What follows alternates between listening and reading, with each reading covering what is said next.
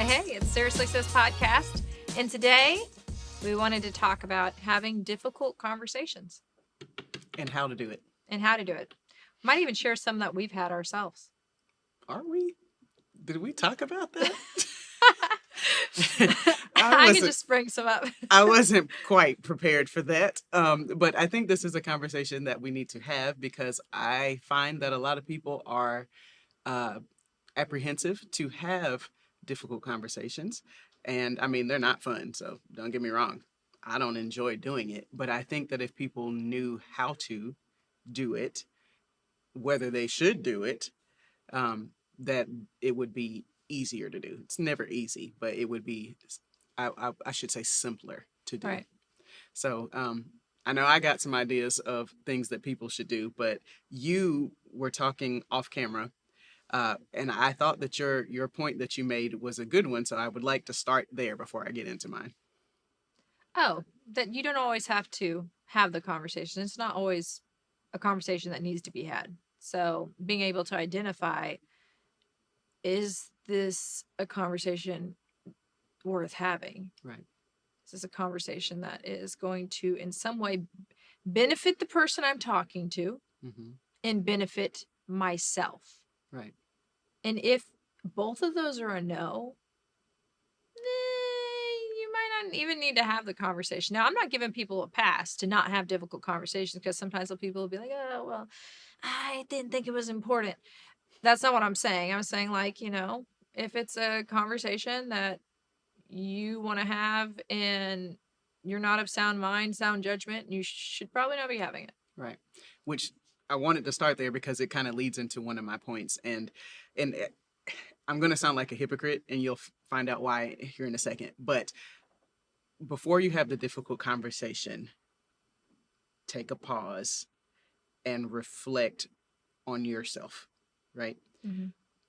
Why do we need to have this conversation? The thing that has happened, are you just operating in offense because your feelings are hurt?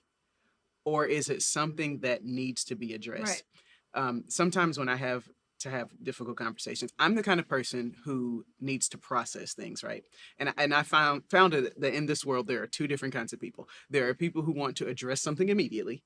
And then there are those kinds of people who want to... I'm married to one of those. You've told me. He just wants to go right. I'm like, man, I didn't even have a second to think. Right. And I think that there's a place for both. And I'm going to get to that. This is why I said I might sound like a hypocrite. I think that there is a place for both. But I think that there is great value in taking a second to process the thing that has just happened. Because if you do it right, it allows you to look at yourself and be like, how have I contributed to this in any way? If you don't ask that question of yourself, you won't go into the conversation correctly, because it will be just about keeping a record of offenses, and you won't have considered that there might have been something that you've done that has contributed to why things went the way that they did. So my first point would be, take a second to reflect, to pray, and to really be receptive to the Lord pointing out things that you might have done that contributed to why you are where you are, right? Now, on the heels of that, this is the part 2 to that. Have the conversation. Sometimes we will process so much that we'll get to the point where we're over it for the moment, or we've talked ourselves out of having it, and then you don't have it, and then the issue, if it is a real issue, compounds itself. Right. And then it never gets dealt with, and then it's always going to come out at some point, though, right? And then it comes explosion. out wrong, right? Yeah. So I have done both. I have processed things and handled difficult conversations well, and I have also processed things and too long and not handled them well. So if I've learned anything from it is that, take that time, but make sure you come back to it if you've determined that it's a conversation worth having. So I want to touch on what you just said. So that's preparing for the conversation. Mm-hmm. And if you're going to learn anything about me, you're going to learn I'm a businesswoman.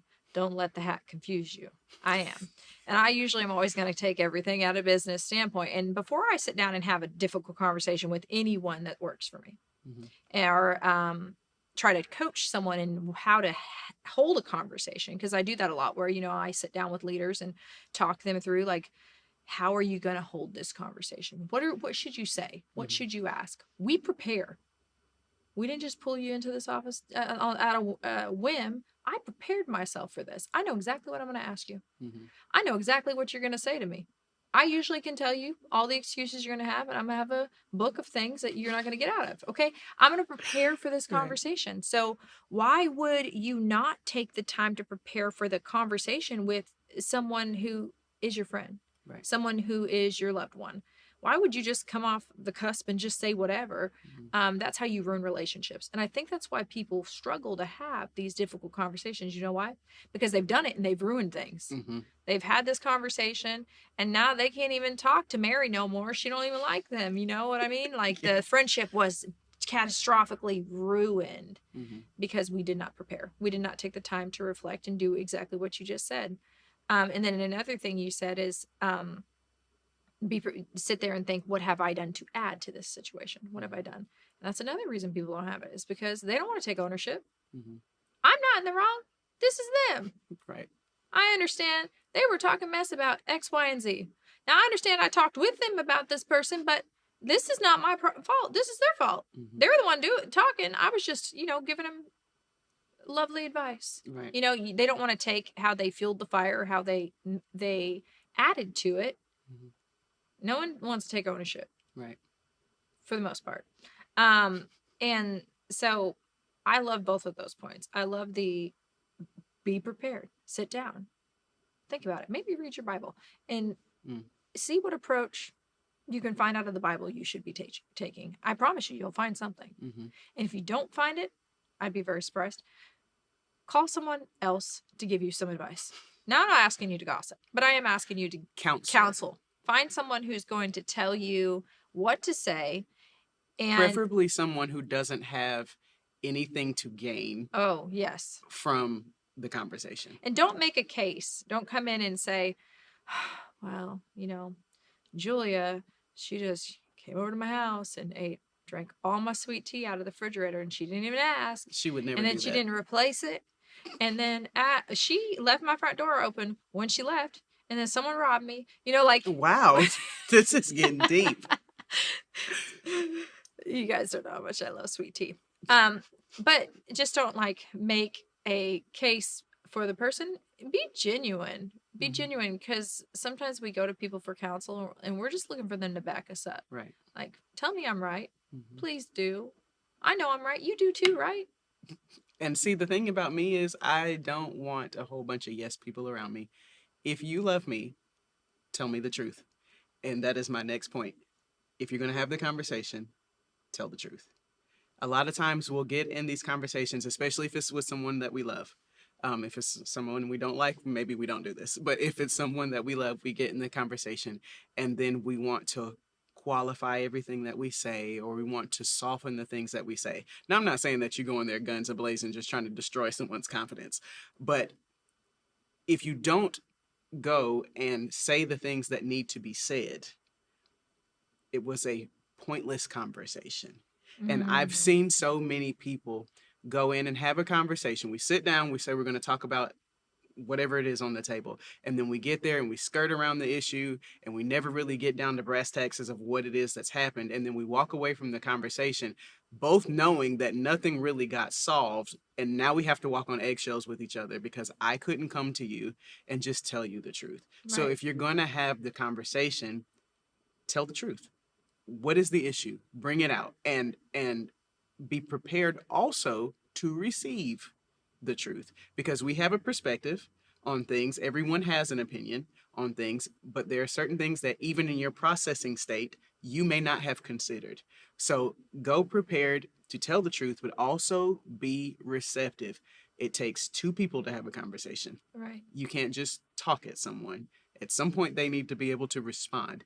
And if they don't feel safe enough to respond, that's a you problem, not a them problem. So, and with you saying that, there's something I often tell people whenever, actually, one of my leaders used it on me the other day. And I was like, here we go. I used to tell people perception is reality for the most part with people. Mm-hmm. If I perceived that the way that Julia said something to me was offensive and hurtful, For me, it was offensive and hurtful. Mm-hmm. Now, for Julia, her intention may be that that wasn't the intent. That doesn't matter. Mm-hmm. That's my perception. Right. Is that what it was? And that applies to most things. But when it comes down to truth of situations, perception is not reality Right. all the time. Exactly. And so I had to teach my leaders, like, when someone's coming to you and this is what they're seeing of you, or this is what they're thinking, or this is what they're perceiving, and you know it not to be true, it's okay to listen. Mm-hmm. And to take and self-evaluate. Often when I know something's not accurate and someone comes to me to have a difficult conversation and I know what they're saying is not right, I will say, I will acknowledge what they're telling me, and I will take a pause and I'll go reflect. And I can go and sit down, I can pray about it, and I can think about it and say, Lord, if this is accurate, and I think we had something recently where I was like, I prayed, like, Lord, if this is pride, if I'm being prideful, Mm-hmm. I need you to bring it up and let me see it. It's okay if you're the one that the person's having that difficult conversation with, to acknowledge what they're saying. If it's an absolute lie, by all means, feel free to defend yourself. Yeah. I think that's important, because people can't just be making things up. But if there's some level of truth to it that you can see, like, I could see where that may came off harsh. Mm-hmm. I can be harsh sometimes, so I can, like, I could see where maybe you got your feelings hurt. Mm-hmm. My intent wasn't to do that. It was just, I was being funny, but I could see it. Right. Right. Mm-hmm. Acknowledge it, go home and pray about it and move on, Mm-hmm. and make sure that you don't do that again. Right. And then another thing that I was thinking of when you were saying that is, we talked about being prepared for the conversation and seeking counsel. Often, before my husband goes and has a serious conversation, he'll talk to me. We talk a lot about it. And one thing that I always ask him, what is the outcome you're wishing for this conversation? Because I can correct him. If your outcome is you want things to be mended, this approach will not work. Right. Right.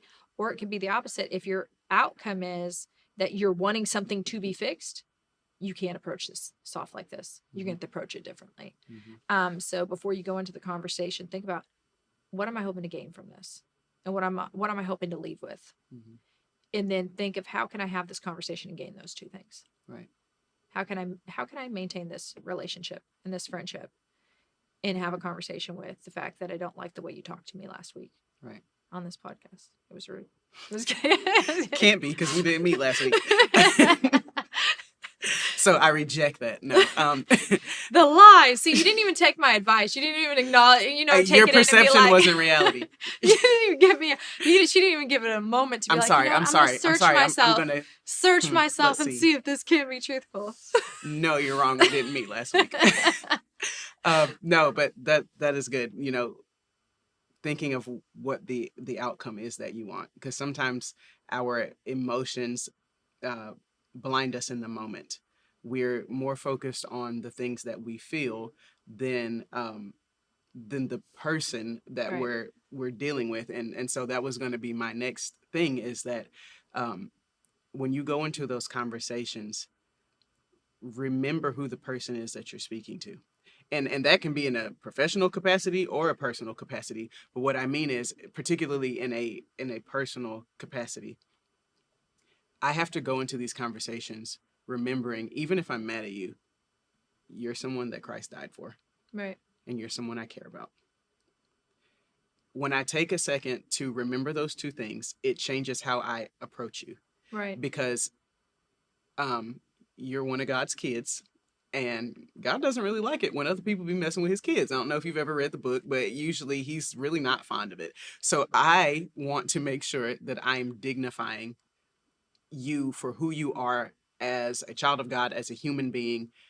And I have to take a second sometimes if I'm upset, so that I do that appropriately. Beyond that, I want to maintain the relationship ideally, right? Unless this is a conversation where I'm saying, listen, hey, this is a habitual thing that's been happening. I feel like a period of separation is necessary. Right. And there are times to have that conversation. I don't care what anybody says. There are times to have that conversation if you feel like there is a period of separation needed, especially when it comes down to a spiritual reason, right? Right. Like if there's something that someone is doing to habitually abuse you, or if they're leading you in a way that is sinful or something like that, there's time to have that conversation. But that's not every conversation. Like some of y'all just be cutting people off for the sake of cutting people off, and that is not biblical. That is not healthy. Let's not do that. So when you go into You wonder those, why you have no friends. That's crazy. you ain't cut me off yet. So when you go into those conversations, especially with people that you love, remember who they are, who this is that you're talking to. This is your best friend you're talking to. Like, Right. this is the person that you grew up with that knows everything about you. Do you really want to cut off that relationship? Or in a professional capacity, this is your boss. You like your job, don't you? Do you want to get fired? So make sure you come correct when you have the conversation. Now, I'm not saying that you go in afraid, because I am no respecter of persons, okay? We're all, listen, my mom used to say, you put your pants on one leg at a time, just like I do. I do too. I jump in. I love that for you. But so definitely have the conversation, even if it's someone above you, Right. if it's a conversation you need to have, but go in respectfully. Remember who they are. Remember their title, because you want to eat every day, and that usually requires a job. I like that. A little bit of self-evaluation never hurt anybody. Mm-hmm. I am quite the opposite of my husband when it comes to having difficult conversations. He wants to just rip the Band-Aid off and get it over with. I will not go into something heated normally. I always sit there and I think to myself before I'm going to say something. If I'm in the pray with me, don't play with me mindset, I don't need to have this conversation right now. Mm-hmm. I have a little too much training to have a conversation like this with that mindset. I will tear you apart professionally. Respectfully. And respectfully. You'll be like, wow, what the heck just happened? Used to, my people used to say, Madison can tell you suck, and you just feel so good after she left. Like, I need to develop that skill. So, it's one of those, evaluate yourself before you go into this conversation. Where's your headspace? Mm-hmm. If it ain't in the right headspace, don't have the conversation. Right. I don't care what the conversation is. If it ain't in the right headspace, don't have the conversation. Mm-hmm. If you're mad, don't have the conversation. No one has a conversation mad and it's fruitful. Right. Not really. I mean, it may be somewhat, but it's not the way it should be. Mm-hmm. Take a chill pill, sit down, think about it. Yeah. Calm down. Calm down.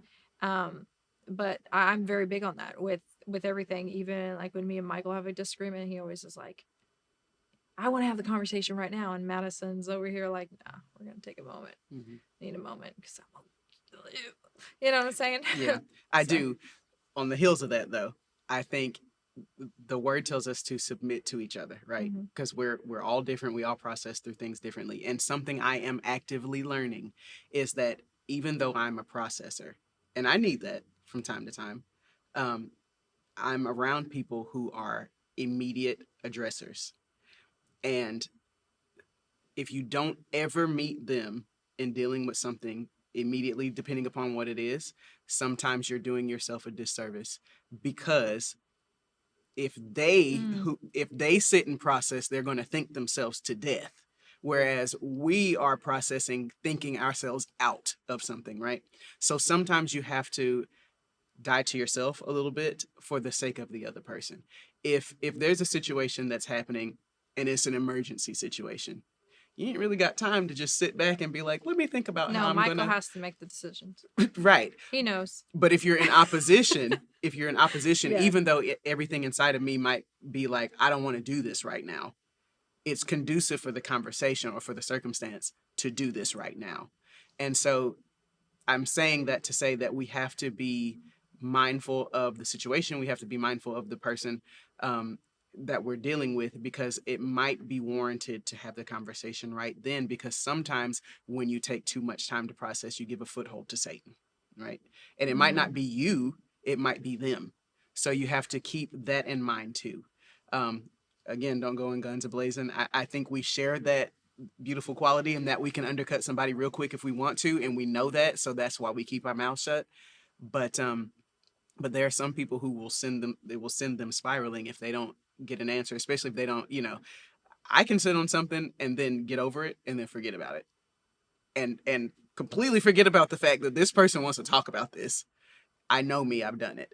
So sometimes I need to address things sooner than I do for the sake of the person who I'm talking to, because that's what they need, not necessarily because it's what I need. So there's not a model, is what I'm saying. It's not a formula. Every situation is going to be different. Mm-hmm. But I think you always view the person through the lens of the Holy Spirit. You always remember the relationship and whether it's something that you want to preserve. And you always go into the conversation being honest to say what you need to say, deal with it, and then let it go. Don't be bringing stuff back up 20, 30 times. Like, You remember last year you did the X, Y, and Z, and it really upset me. You remember that? I don't, because I processed through it and I got over it and I forgot about it. I'm so sorry, Minnie. We'll agree to disagree on this. I think you should take time before you have a difficult conversation. I think you should. Now, for the to most her part. point, there are conversations that I'm not going to label under difficult conversations because I think there are conversations that need to be had to address poor behavior, and they have to be addressed immediately for safety concerns most of the time, in my opinion. But there are some conversations I will say, like, especially in the business sense, that I have to have it immediately. Again, for safety concerns, or I need to address this behavior right now. If I had one of my leaders curse at one of their employees, I got to address them immediately. Right. And I can address that very easily. And my feelings, emotions, and everything are not really in it like that because I know how to handle it. I think if you're overly emotional and your feelings are way too in it, you need to take a second before you have that conversation. I would hate for someone to go into a conversation and you say something that is out of pocket that you shouldn't have said. Absolutely. But it's because you didn't take time to process, and you know yourself. And if you're not the kind of person that can go directly into it, I'd rather you take time than jump into it and really regret life's decisions and ruin a relationship, right? Ruin it. I can say from a me and Julia's standpoint, I've had enough difficult conversations in my life, and I know you have. I could go into a conversation pretty quickly. And you may not get the best version of Madison, but you'll definitely get a professional version of Madison. Right? But for like those conversations that you need to have with the people you love and whatnot, there's been many times I've had to have conversations with family and I have taken a second. And it doesn't have to be long. I sat down, I took 5 minutes, and again, I always ask myself, what do I want to come out of this conversation? And what do I have to address? Like, what needs to be addressed? Like, what are those things? And if you don't know that before you're going to have the conversation, then go take time to figure it out. If you can just figure that out, and you know right then and there that you need to have a conversation with your husband about driving your car too much and not driving his. I mean, it's simple. I guess I think about it, and to be clear, I think that we should be taking time to process through things and to pray about the things and whatever. I think that is what should be happening more times than not. But I'll use this as an example. If you and I are in a leadership position, we're running the worship team, right? But we're doing it together, and you and I have some undealt with dream team. Let's pretend for a second we're not the dream team. And you and I have some unresolved something. You really don't trust my leadership. Let's just say that, right? Right. But I'm in the position to lead this particular Sunday, but you're undermining everything I do to lead that particular Sunday. I can't just not address that in the moment. And to address that would mean me having to bring up, Madison, this is a habit. This is not just today. We have to talk about what it is that you don't trust about my leadership to get beyond this. It's not about just this moment, but we have to address it in this moment because we're not going to be ready for service if we can't get through rehearsal. So that's what I mean by, like, sometimes you have to address things in the moment. And sometimes the root of those things is deeper than what's happening in that exact second. And you have to address it. Madison, I don't know why you don't think that I'm a good leader. We need to talk about why that is. But right now in this moment, I need you to trust me. In the middle of rehearsal? In the middle of rehearsal, I need you to not do this. Now I'll pull you to the side. We're not going to do it in front of everybody, but we're going to have a conversation. So in situations like that, and that's not like a I life would have or just sent you home. well, Personally. I don't get to do that. So I'd have been like, you know what, Julia? I'm going to go ahead and send you home, and we're going to have this conversation after I deal with what's going on over here. I don't have the authority to do that. You didn't wake up on the right side of the bed today. I'm going to allow you to get some more rest. Get up out of here. Thank you for showing up. Peace out. What you going to get?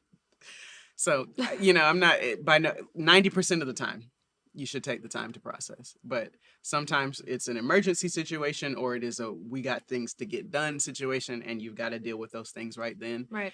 And do that. But just be mindful of the circumstance. Be but again, mindful of the if situation. you don't know how to do that, yes, please don't. Right. If you don't know how to address it in the moment. Mm-hmm. And this is the last thing I want to say, because I have to say it because I already forgot about it 3 times. If you cultivate in your relationships an openness for people to be able to speak to you, right?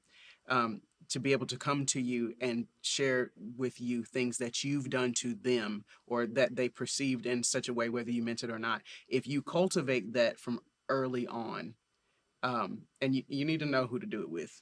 But if you cultivate that from early on, it makes these conversations not as bad. I try anytime I'm in a leadership position or in the relationships that I'm in, it's important to me that people know you can come talk to me. Right. You can bring, if I've done something to you, I can't make it right if you don't tell me. Right. And so as long as people receive that, now it's up to them to receive that. But as long as people receive that, I've established that there's an open door here.